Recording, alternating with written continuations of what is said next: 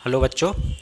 तो last class में हम एंजाइम के बारे में पढ़ चुके थे कि एंजाइम क्या होते हैं, उनके गुणधर्म क्या होते हैं और एंजाइमों को आईयूबी कमीशन के द्वारा कितने भागों में क्लासिफाई कर दिया जाता है और किस प्रकार से उनका नामकरण किया जाता है। अब हम पढ़ते हैं एंजाइम जो होते हैं उनका हमारे शरीर के अंदर कार्य क्या होता है, यानी किस पदार्थ को वो किस में कन्वर्ट करने का कार्य करते हैं। तो देखो, जैसे मेरे पास है सबसे पहले माल्टेस एंजाइम। मैं सबसे पहले किसको ले लेता हूँ?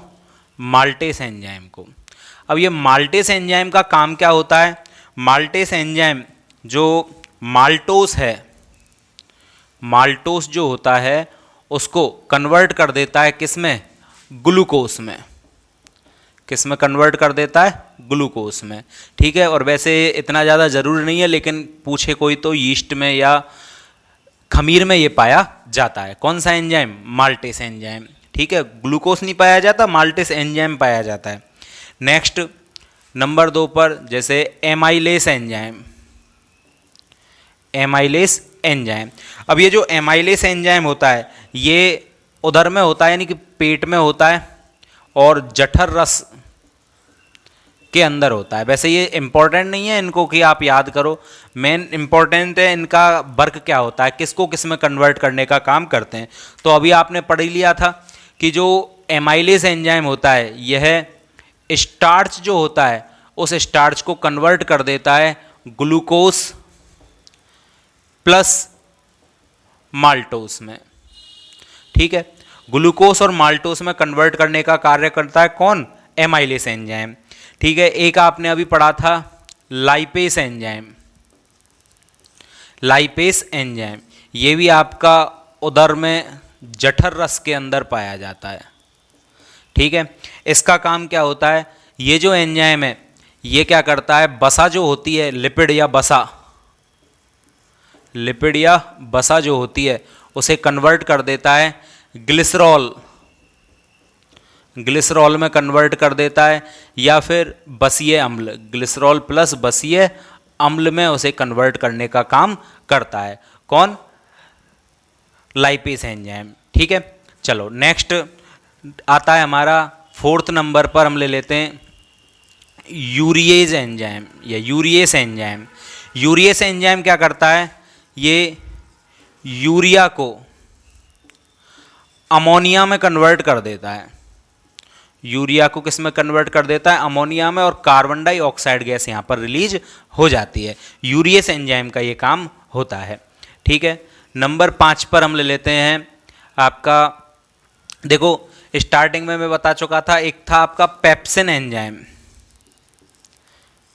पेप्सिन एंजाइम का काम क्या होता है? जो प्रोटीन होती है, प्रोटीन, ये प्रोटीन को कन्वर्ट कर देता है पेप्टाइड बॉन्डों में, या फिर पॉलीपेप्टाइड कहें तो ज़्यादा बेटर होगा, पॉलीपेप्टाइड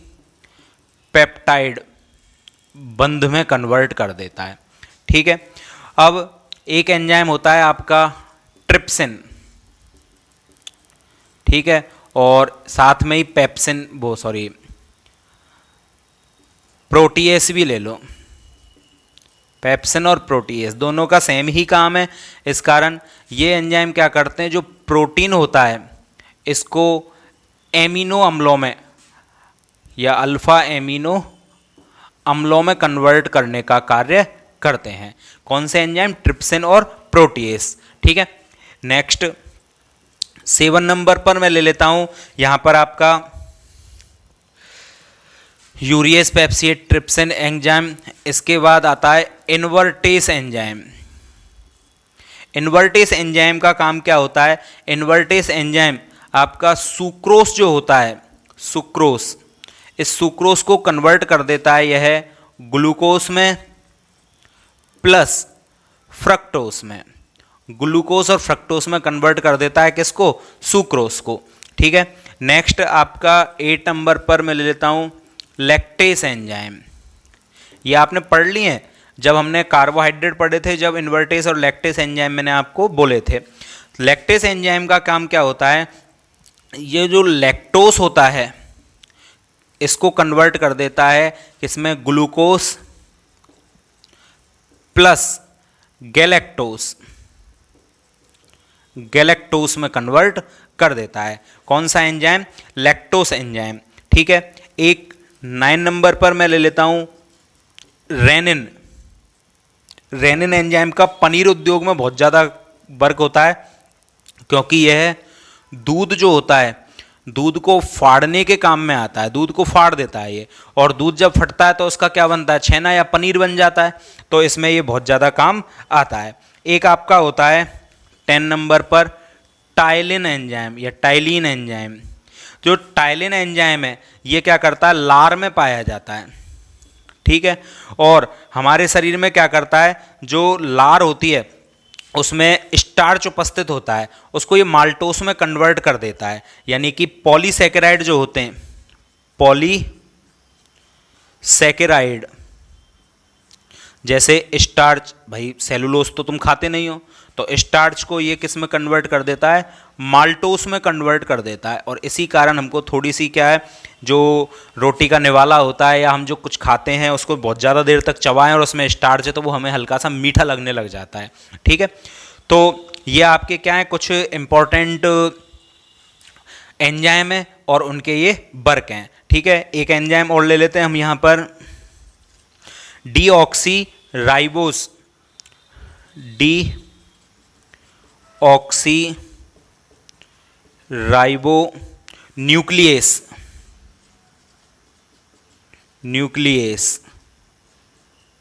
अथवा इसका एक नाम, अथवा राइबो न्यूक्लियस भी बोल देते हैं, राइबो न्यूक्लियस।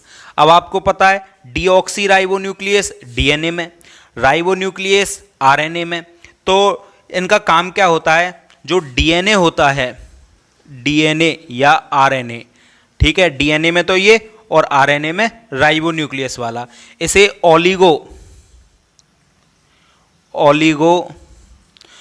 यानी 2 से लेकर 10 तक इकाइयां, ओलिगो अथवा मोनो न्यूक्लियोटाइड में क्या कर देता है? कन्वर्ट कर देता है, न्यूक्लियोटाइड में कन्वर्ट कर देता है। तो ये डीऑक्सी राइबो न्यूक्लियस या राइबो न्यूक्लियस एंजाइम है जो आपके इन कामों को करते हैं। ठीक है, तो टोटल 10 या 11 एंजाइम आपको बताए हैं मैंने, जिनका वर्क और फंक्शन ये है हमारे शरीर में।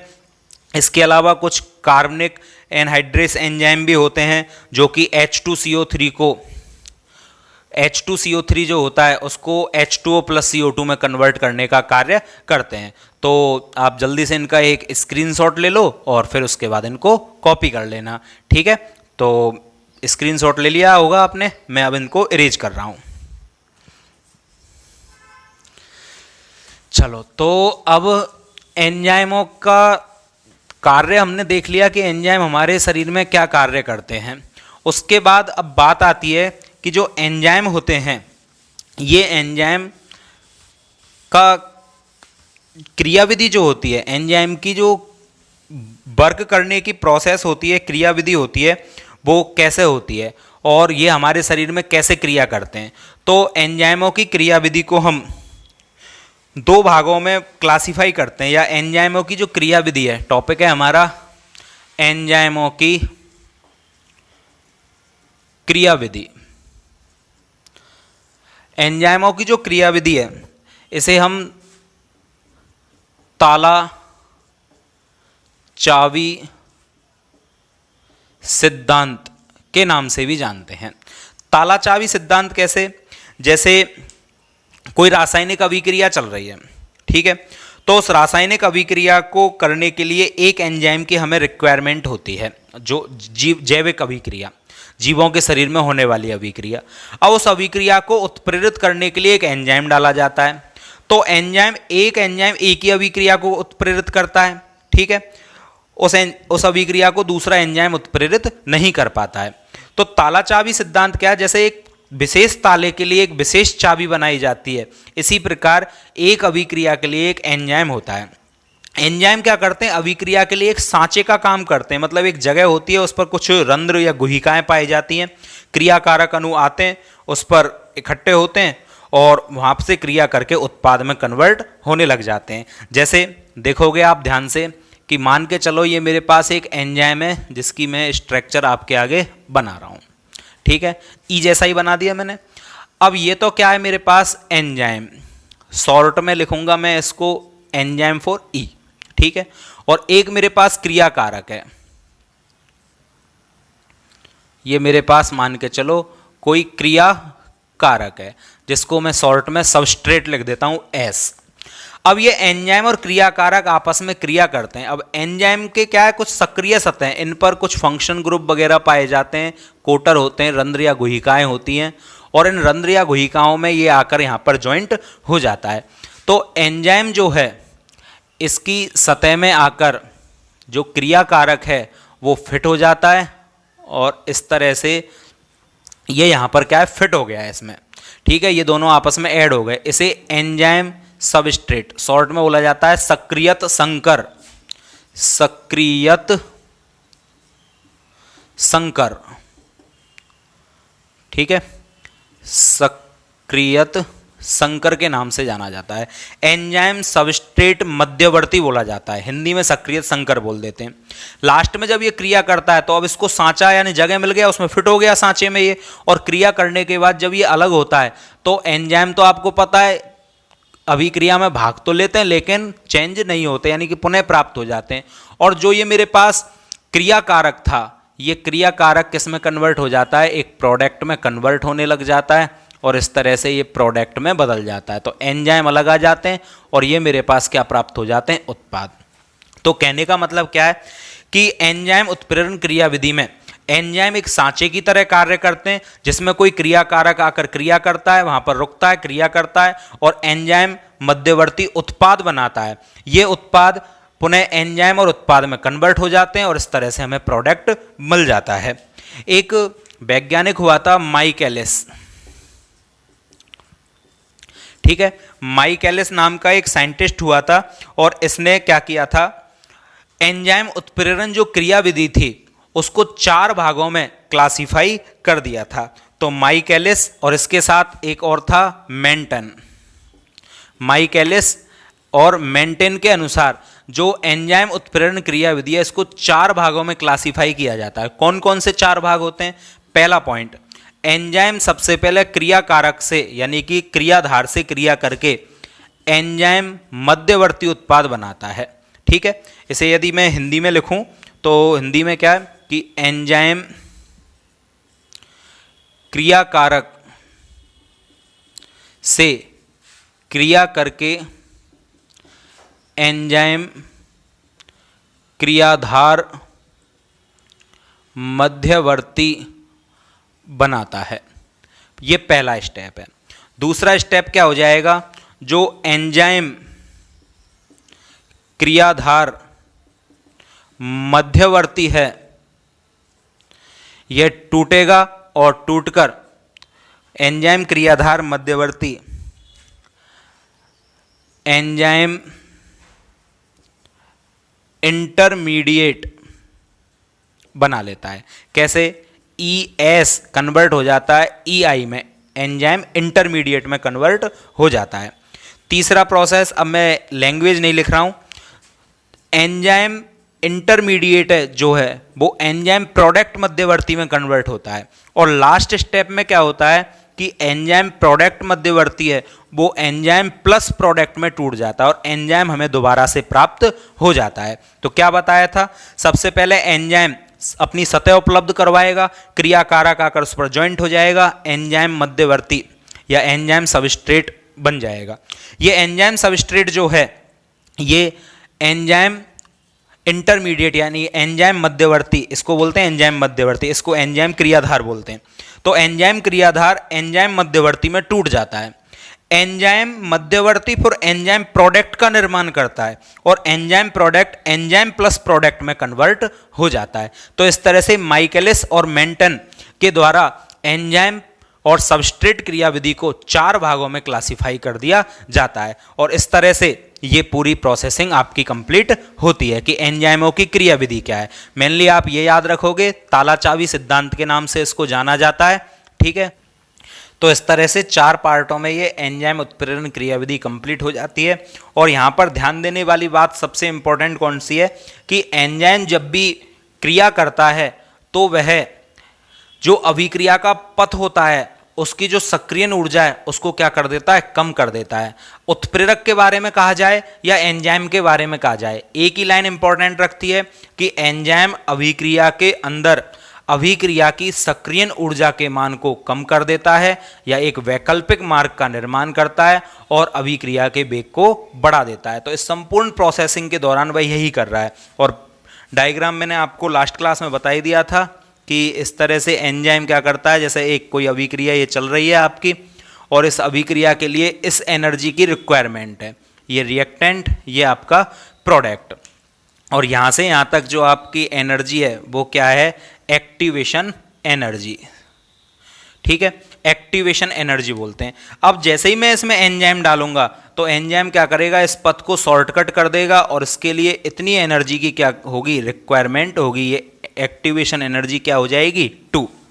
तो एक्टिवेशन एनर्जी की वैल्यू जैसे ही चेंज होगी, ये एक्टिवेशन एनर्जी 2। तो पहले तो हमें इतनी एनर्जी चाहिए थी तो ज़्यादा टाइम लग रहा था अभिक्रिया में।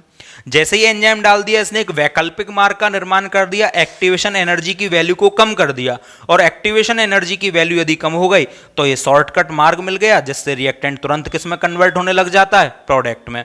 तो इस तरह से एंजाइम अभिक्रिया की सक्रियण ऊर्जा को कम कर देता है और एक वैकल्पिक मार्ग का निर्माण करता है, जिससे अभिक्रिया का वेग बढ़ जाता है। बाकी प्रोसेसिंग पूरी यही है। ये जो फंक्शन ग्रुप है इन पर आकर ये रिएक्ट करेगा, रिएक्ट करने के बाद प्रोडक्ट में लास्ट में कन्वर्ट हो जाता है। ठीक है, और लास्ट टॉपिक हम पढ़ते हैं एंजाइमों के उपयोग क्या क्या होते हैं।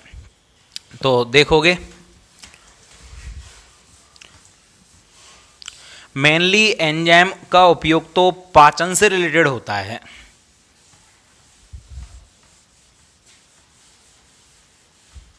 देखो टॉपिक है हमारा एंजाइमों के उपयोग, कि एंजाइम हमारे क्या क्या उपयोग में आते हैं। तो देखो सबसे पहले एंजाइमों का मुख्य उपयोग, एंजाइमों का मुख्य उपयोग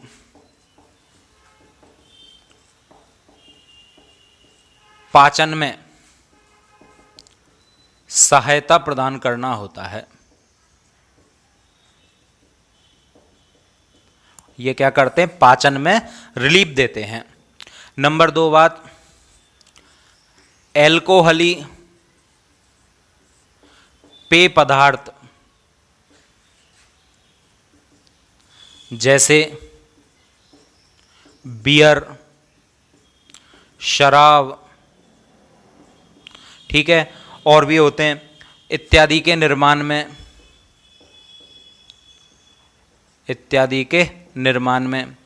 नेक्स्ट, चमड़े को मुलायम बनाने में,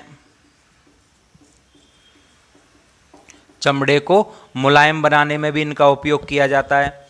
इसके अलावा जो एक पेय पदार्थ होता है माल्टोवा के निर्माण में भी इसका उपयोग किया जाता है। ठीक है, अच्छा एक चीज और, एंजाइमों की कमी से रोग भी हो जाते हैं। जैसे एक स्ट्रेप्टोकाइनेज एंजाइम है, ये रोग उत्पन्न नहीं करता, बल्कि हमारे शरीर में जो हार्ट अटैक वगैरह आ जाते हैं तो उनमें हृदय की संबंधित बीमारियों के इलाज में इसको प्रयोग भी किया जाता है। तो बीमारियों के इलाज में भी एंजाइमों का उपयोग करते हैं। ठीक है, स्ट्रेप्टोकाइनेज एंजाइम का उपयोग हृदय